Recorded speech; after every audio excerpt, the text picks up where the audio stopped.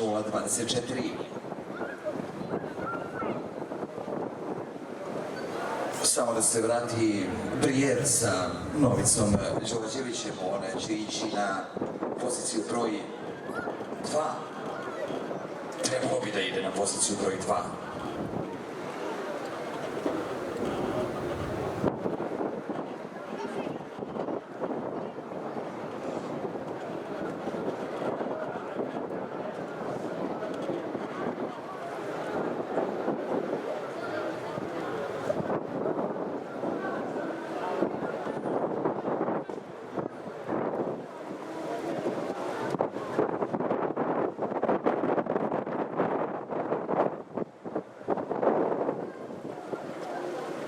Start prvi špurac za Lamentinari.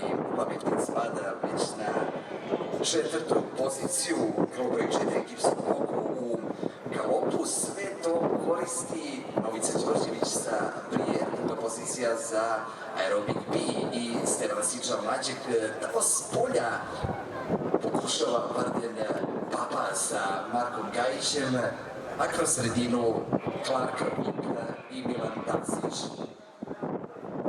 4, Gibson Pogo, Branko Skenderović, drugi galop isključenje, drugi galop za Gibson Pogo isključenje na krug u kraja. Brijer ima prednost, dužina konjskog dela prednosti u odnosu na Aerobic B, treća pozicija Varden Papa, četvrti je Clark Vik, sad već izjednačen sa Clark Vikom u galočet, na začelju Lamentin Brijer sa Novicom Đorđevićem.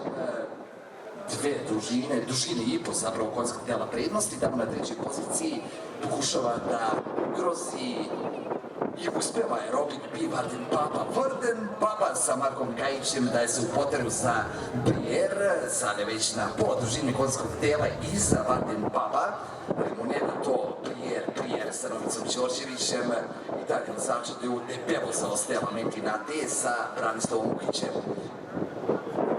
Brijer sa Novicom Đorđevićem, druga pozicija za Varden Babu i Marka Gajića i se nalazi Milan Tasić.